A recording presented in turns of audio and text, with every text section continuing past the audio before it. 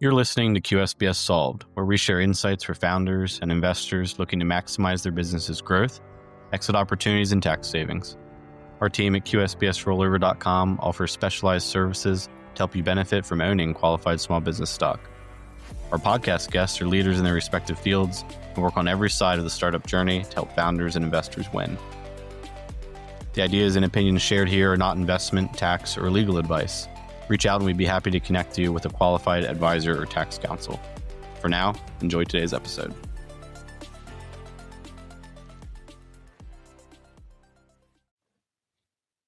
Hey everyone, welcome back to another episode of QSBS Solved.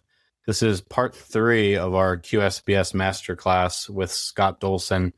This section, based on an article of Scott's titled Substantiating the Right to Claim the QSBS Tax Benefit. And the articles that Scott has put out on this is actually a fairly extensive 2-part series on substantiating QSBS. But what we want to do today is talk about what does it really take to demonstrate that you do own QSBS, qualified small business stock. And so, Scott, glad to have you on for another episode here, and excited to jump in. Yeah, I mean, this is about as important a topic as you can get.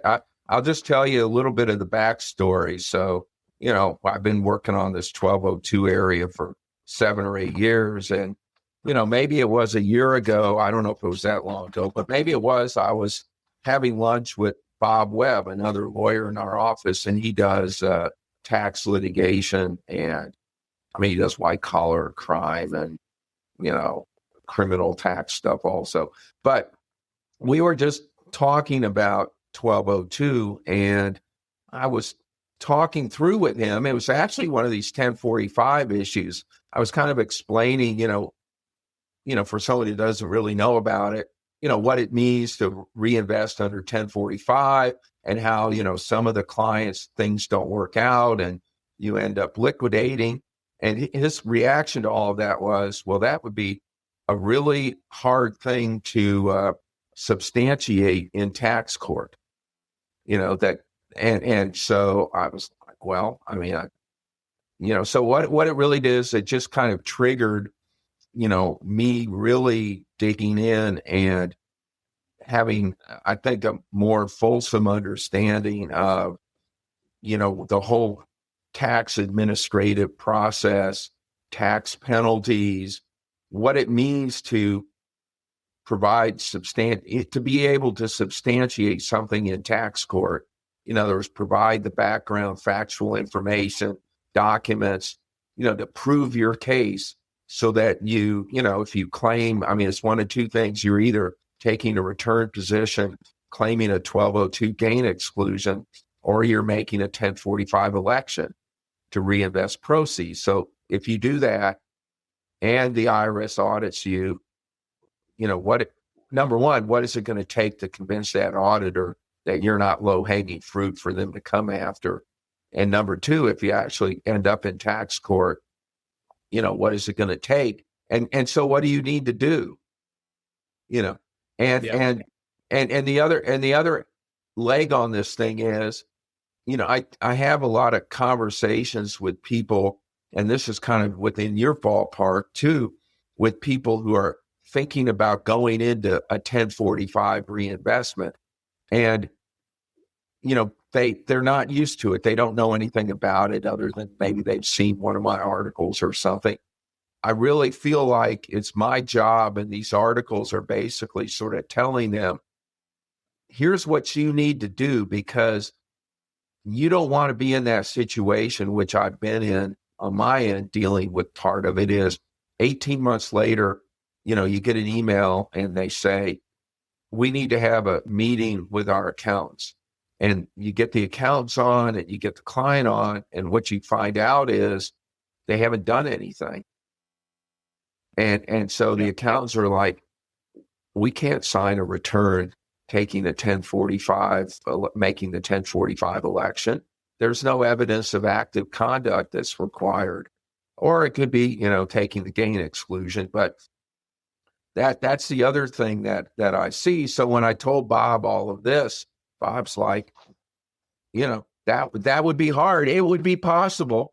And, you know, Bob's the one saying, you know, you end up having experts testifying for and against what was done and all of that. So that just triggered, I would say, a really, shined a bright light on the whole substantiation issue. I'll have to be honest, I don't think I even ever used the word substantiation. I mean, I kind of conceptually know what what the definition is, but how it's used in the tax litigation world, you need to substantiate your position. I wasn't really that familiar with it, but now I hope I'm very familiar with it. And to me, it's like of paramount importance in this whole area of dealing with Section 1202 and 1045. And it's front of mind for us, because for you and I, because this is what we do and we deal in the weeds of it. But for your typical, say, startup founder, a lot of what we're talking about probably sounds like boogeyman, scary, like worst case scenario stuff, but that's what we deal in, right? Like that's what we deal in, helping to mitigate is worst case scenario stuff. Your typical founder isn't, sitting there day to day running their company thinking, do I have all my ducks in a row? What kind of documentation do I have? Can I substantiate this or that? They're just running their business, right? Right. And so it's important to have folks who do care about the the worst case scenario. I'll tell you this is what I tell folks who ask about substantiation and IRS risk and these kinds of things when they come to us about a rollover. And first thing I say is, with the amount of money that most of our prospects and clients are making, just call it, I don't know, $5 to $25 million. The reason why they might be audited in the first place is largely due to the fact that they're about to make a large amount of money. If you look at the statistics on audit rates, I think you have a 4 to 6 times higher likelihood of being audited if you're, have a gross income above with something like $2 million. And so at baseline, just statistically, these folks have a higher than average chance of being under inspection from audit. And so I frame what we do in terms of helping folks do QSBS rollovers in an eligible way and do substantiation the correct way is, okay, you might get audited. That's fine. But let's make sure that the reason you're not successfully audited isn't because of QSBS in one way or another. You might have done something else wrong on your taxes, but the reason we exist and Scott exists is to make sure that we cross T's, dot I's, and substantiate, to use the word, where necessary. So that's why I say, QSBS, claiming QSBS doesn't automatically, we have no reason to believe that it automatically makes you more prone to an audit one way or another. We actually don't see a ton of sort of public information on any of that. And Scott, anecdotally, I'm sure you can share, but we don't see a lot of activity in that space. It doesn't mean you shouldn't be careful.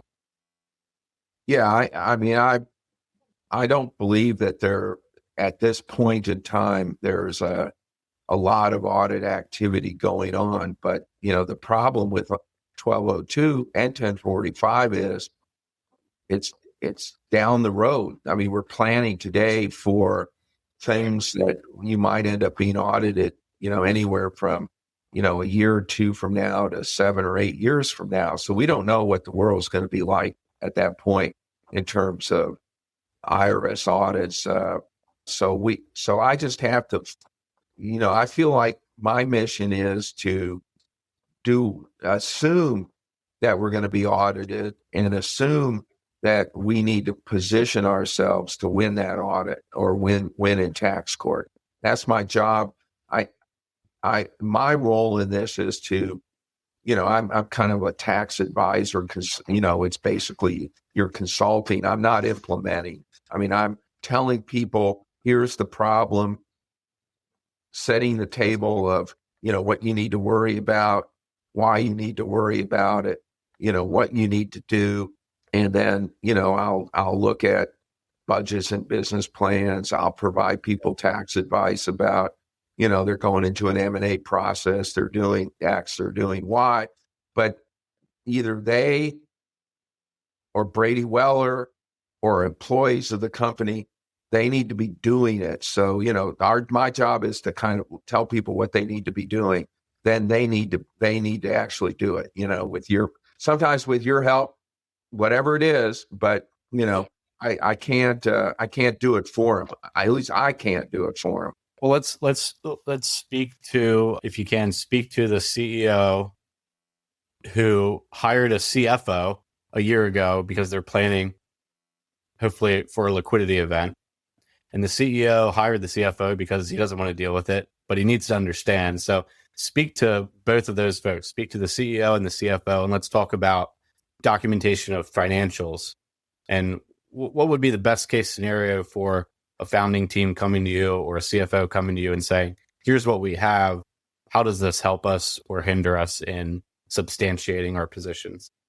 Well, I think for the basic 1202 company, I would say what you need to, number one, you certainly need to have just a very healthy understanding of, what the requirements are to be eligible to claim the gain exclusion. And I realize, the attention span on that when you're trying to run a business and all of that, we deal with. But you need to at least know when to come and, call and say, what do you think about this in terms of 1202 and what we're doing?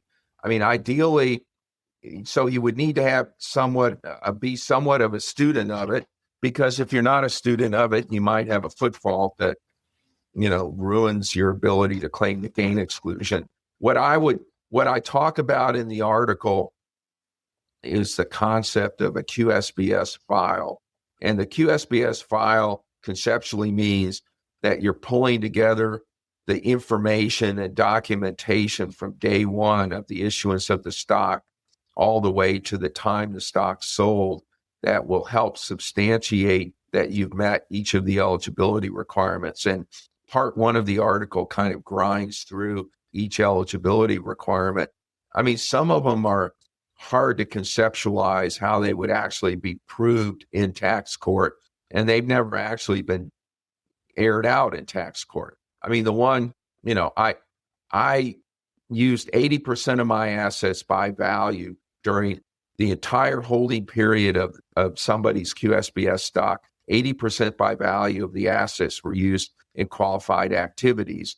Now, how do you prove that? You probably have the CFO or other management people testifying that we used, typically you would hope they testify we used all of our assets in connection with the business. And so then you say, well, did you have cash around you didn't need? And then you look at that issue. Did they have cash and investment assets? Did they buy rental real estate? Did they do things which evidences that they weren't using 100% of their assets? And do you have that information, and have you dealt with that so that you can be able to substantiate this? That in fact, and I would hope it would be through testimony of that CFO showing financial statements, but we don't know for sure. We do know things like, for instance, there's the JU case. I guess I don't know if it was Jew or however you pronounce the name. That is a situation where, somebody had information about the years 2009 and 2010 about the aggregate gross assets of a company. And at that point, the aggregate, and so there's this $50 million test. So at that point, they were able to show, based on financials that I presume were submitted to the tax court as evidence, that they only had $2 or $3 million, let's say, of aggregate gross assets. The problem was the year in issue was 2003. And they sort of thought, well, it's reasonable to say if it's only 2 or 3 million in 2010, do we have to worry about whether it was over 50 million in 2003? And, the IRS was smart enough to latch onto this. They said, how do we know that it wasn't 100 million in 2003? You didn't provide any evidence. You cannot substantiate this issue. This is one of the issues you have to be able to prove eligibility. The taxpayer has the burden of proof.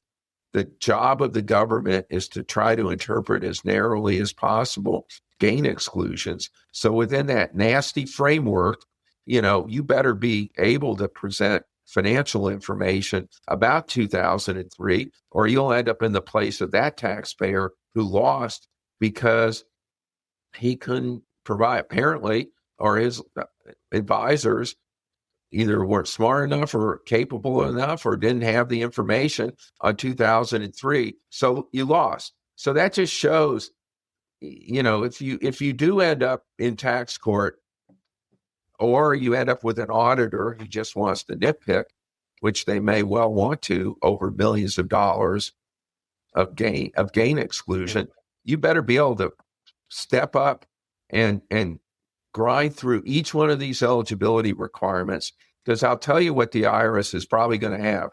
They're going to have the nutshell kind of 1202, like a paper that says, kind of the ABCs of 1202. And then they're going to have a checklist, and it's going to have all the eligibility requirements, and they're going to sit down in front of their, the person on their side is going to be the accountant or somebody for the taxpayer, and they're going to go through each one of these things, and if you can't prove it, if they want to, they can just send you on up into the appeals process and into tax court. So you have to be prepared. You have to think through, here's each of the eligibility requirements. What paperwork, documents, or testimony do I need to be able to prove each one of these? Some are easy and some are a little bit like, how in the world can you exactly do that? But you have to be able to do each one. Well, so you and I are, for our clients, sometimes trying to be problem solvers because not everything's always perfect, right? Right. So you say you have a CEO who's 3 years into their business, and they were kind of fumbling around for the first 3 years, and they finally hit on their concept, and they didn't have the right accounting in place. They didn't have a outside consultant that was helping them with their P&L. So they're trying to pull things together and paper over years that they didn't have a lot of formal documentation week to week or month to month, quarter to quarter. Where do you start where there's a gap? Say, I'd find out who, if anybody, has actual knowledge about that period of time. If there, somebody does, I have to identify who that person is. And probably, ideally, I guess if it's like the fired CFO, you get some kind of affidavit certificate from them. You find out, you backfill the paperwork to the extent. And you could just be looking through like bank statements at that point, right? Like you might, whatever it is. You have to. So this is what this is what I do as a tax planner, but I understand the problem. This is what tax litigators do. They have to go in there and they have to prove their case, and they have to figure out how to find the evidence to prove the point. And sometimes I think it'd be really difficult if you don't know up front what you need to do. If you didn't keep any paperwork, for the first 5 years, and you sold after 10 years, it's not going to be easy, but we will help as much as possible to try to backfill what these articles are intended to do, I hope, is to get people kind of up front to understand what the challenge is and what they need to do, and so we're kind of working both ends of it, new people who need to do all this right on the 1045 or the 1202. And then kind of on the back end, particularly when we're working on opinion letters, we're sort of working backwards of how do we, we know what all the requirements are. How do we substantiate each one of those, And some of them we realize that it's just testimony of the founder, and look, there's no way to know if that's going to be acceptable to the tax court. It may be the only thing that's available, but they could say, well, you don't have anything to corroborate your testimony. But you have to do the best you can. Obviously I'm asking this because the, infrastructure around documentation and accounting and your general ledger isn't always perfect in the early stages of a business. And so it's certainly something that we run into. Another thing that we run into is sort of there's just weird foot faults that happen along the way, like a co-founder falls out with the others in the team, and maybe some redemptions happen. Then they go on a hiring spree, and there are some questions about whether or not, each cohort of new hires had or didn't have QSBS because of some of the restrictions. Well, we hope that founder, we argue that the founder stock was for services and that the redemption is within an exception under 1202. But I mean, we do run into irreconcilable foot faults on the anti-churning test. That's the kind of thing you would hope to educate people up front about. But I mean, sometimes there are things that have been done that, you can't put the genie back in the bottle. And we're like you. I mean, sometimes we see, a lack of organizational documents for the company and you name it. So, I mean, I guess the message is I've done everything possible with part one of this article to go through each of the eligibility requirements and try to think, actually think, what would it take to prove that? And if someone read that, maybe they've got some additional ideas, but the concept is, well, that's what you need to be doing and you need to have.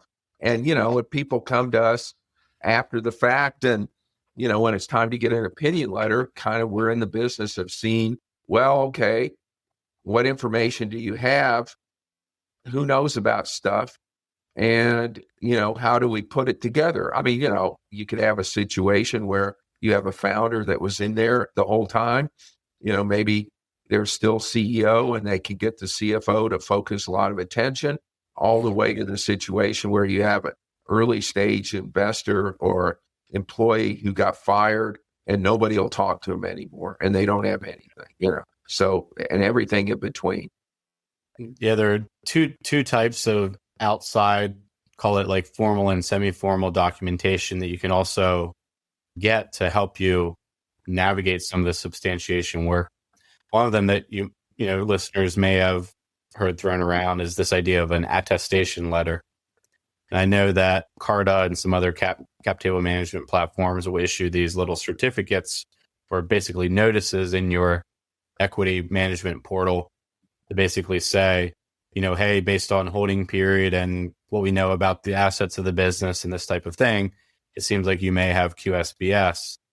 And then on the other end of that, there are tax opinion letters, which could be written by someone like you, Scott, which can provide in-depth analysis of a particular claim that's being made on someone's tax return, Right. like QSBS. And let's talk about those two separate pieces. So an attestation, let's just think about what we're getting there. So we're getting a couple page thing that kind of checks off that says, I looked at stuff and based on my looking at it, I think as of a moment in time, you have QSBS. Let's say that's what you get. Now, that could be perfectly useful. Like, if you thought the person knew what they were doing and you wanted to know whether you had QSBS, that paying for that might make sense. I mean, the two things you really ought to want to know about is who did this and what's their experience and expertise and what's the process they followed. And, I've seen a lot of different attestations and some of them just don't tell you. And so if you're paying for that, how do you know what you really got if you don't know, who did it? You can make jokes. They pulled someone off the street with a shopping cart to do it or something. I mean, you don't know because it doesn't say. But you can ask the questions, right? I'm not going to pay you to issue an attestation unless you tell me who does this, what's their experience. I mean, that's what you want to know about a doctor, right? What have you done? You're going to, heart transplant. Tell me what your background is. How many heart transplants have you done? All this stuff like that. So think of that's what an attestation gives you. If you trust the judgment of that person and you're doing something where you want to know if you got it, 1202 stock is very useful. Now, in most cases, it's entirely useless for substantiation purposes. Number one, because they'll say right on them, they're not tax advice. They can't really be relied on. And they don't give you the background. I mean, if I'm an IRS agent and you stick an attestation in front of me, I'm going to say, well, that's fine. That person thought that, but I don't know what they did. There's no analysis in here, you know? So, and there's no documentation. They didn't provide me with the backup. Yeah, we've got some guy out there that I don't know 1,000 miles away who said, 2 years ago, they looked and that they thought the stock was 1202 stock. I mean, that's great, but it doesn't prove anything to me. So I don't think from a substantiation standpoint, they're very useful. Now, on the other hand, if they tell you you're screwing something up and you fix it or whatever, that's great, But you see what I'm saying in terms of actual word sign. I think it's good as like, hey, if I log into my, just say, Carta portal and I see, I don't know what it is, like a little exclamation mark that says this is QSBS. That's great. Now I know that I need to go and find Scott or find Brady or find someone. Yeah, nothing wrong with that. It's useful for its own purposes, but it's not substantiation. Correct. And so that's what I think about attestations. It's like, would I get one under some circumstances? I'm doing something like I'm thinking about going into an M&A process. I'm going to issue incentive equity. I just need to know. Then I think, if I thought someone at Carta really knew what they were doing, I understood what they did, I might pay whatever it is they want to charge. Now that's an attestation. And, there are more fleshed out ones, like some accounting firms do more fleshed out ones, but they're not typically providing you with two things. One, they're kind of conclusory, so that they're not doing two things. One, they're not giving you the background information about how they reached that conclusion, okay, which you need to know later on for substantiation. It's like they reached that conclusion. What do I need now to do to prove it? Because I probably hired some lawyer or accountant to fight with the IRS. So that's one aspect. The other one is, let's say there's a really problematic thing. I personally want the analysis of why is it problematic? What arguments does the IRS have? What arguments do I have? I need the full picture because I'm going to have to deal with this. I'm going to hand this to my tax lawyer or accountant in an audit, and I'm going to say, here's your white paper to be able to address this issue. So that's useful. So they're really different things. There's the attestation world, there's tax opinions, and an opinion could be conclusory too, but it could also be what I call a reasoned opinion, which, really sort of provides all the fleshed out information. And then there's other things that are important too that we ought to just mention, that are mentioned in the articles, getting certificates at the right time from people on factual issues. You were talking about the CFO guy. Well, if I'm an investor and I'm coming in, I want to ask, I probably want a certificate. I want representations, at that point, if I could get them. If I'm in a fund investing and the fund is a QSBS fund, they should be asking for that kind of thing. So certificates of fact, what that translates into in litigation is those people are going to have to get subpoenaed and testify, So there's that piece of it. And then the new kid on the block, sort of, to me at least, this whole world, the world of tax insurance is moving into 1202, And so you're going to see that on the 1045 stuff. We've dealt pretty extensively with insurance around QSBS and 1045. And it's a good tool in the right situation, but in terms of substantiation, requires significant amount of substantiation and a significant amount of upfront investment in terms of the premium of those policies. And so we see it only really making sense in extremely high tax QSBS eligible states like New York for exits above $8 or $10 million or gains above $8 or $10 million. And especially in cases where, a founder may have gains of, 8 figures or more. and maybe is looking at moving money to several trusts before an exit, or doing multiple QSBS rollovers, more complex strategic situations. And insurance can be really great in those circumstances, but it's also could cost you several $100,000. No, like what is it, like 3 to 5% of the typically minimum premiums are around $250,000, and so yeah. it only starts to make economic sense when you get pretty large exits. So right. yeah. But that's definitely possible. Well, so I've kind of gone around in circles I hope I've laid out what you want on attestations and tax opinions. There's the issue of tax advice. So a tax opinion has several functions. One function is, you get a written work product and you read the work product, and you're a consumer of that work product. You can read it and say, this guy makes sense or he doesn't make sense. That's one use for it, right? You can decide yourself then. And the second possible use of it is, unfortunately, you get audited, and you're 5 years later, you get audited, or 2 years later or something, and it's your battle plan. It's your kind of white paper of why you think you should win your position and the arguments you should be making, and understanding what the IRS's arguments will likely be. So that puts you a little more in the driver's seat, certainly, than the average taxpayer, and maybe a little more in the driver's seat than the IRS on it, because, it's written by someone that deals with it every day. And, IRS people have to deal with a lot of different things.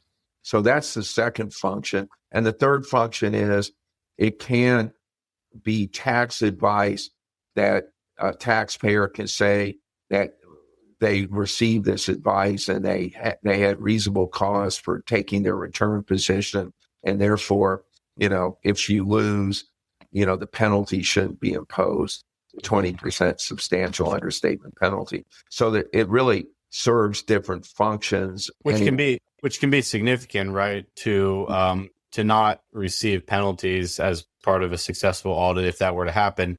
I know that there are other costs associated with maybe defending your audit and other things, but functionally it puts you in a position where you're kind of back to square one of, hey, they're going to ask you for back taxes and a little bit of interest, but without having to pay those penalties, you're not so much more behind the eight ball than you were if you had just paid taxes originally.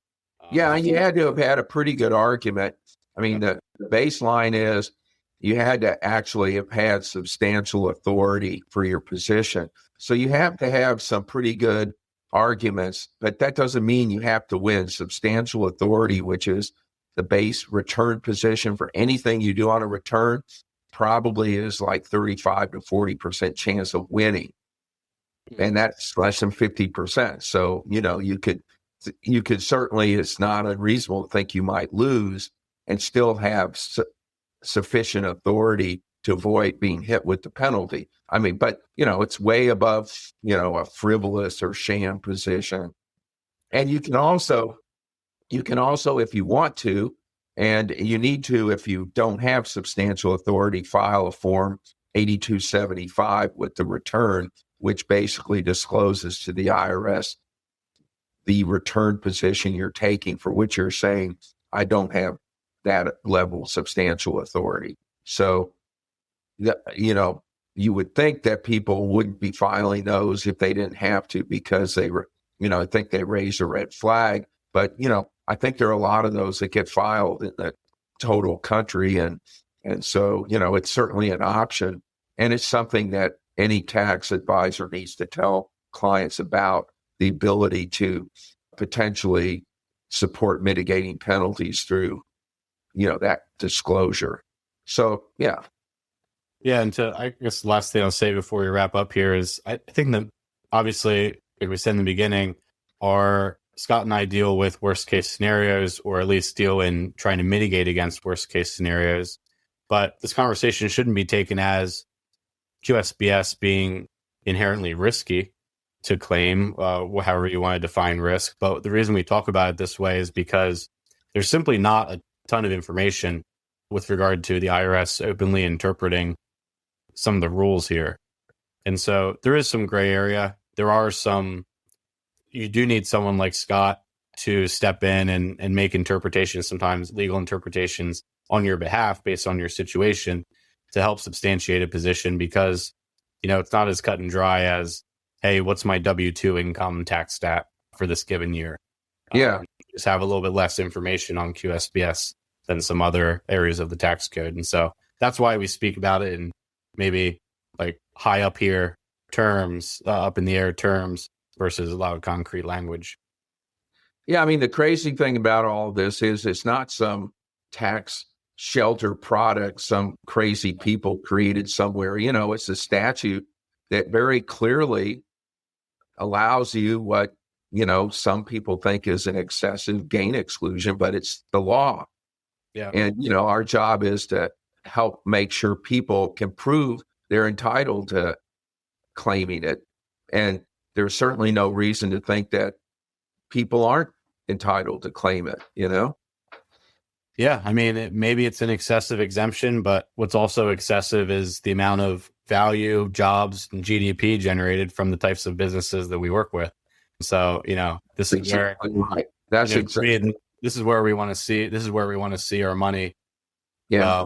Go. We want our money in the hands of founders, entrepreneurs, investors of capital, folks that move the ball forward. So, yeah.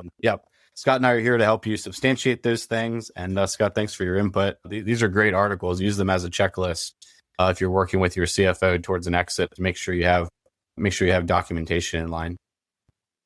All right. Thanks for listening to this episode of QSBS Solved. We hope to hear from you soon. Remember that the content shared on QSBS Solved is for informational purposes only and should not be construed as legal, tax, or investment advice. While we discuss strategies related to qualified small business stock, or QSBS, including rollover planning, listeners should consult their own tax, legal, and financial advisors before making any decisions. Laws and interpretations can change. Individual circumstances do vary.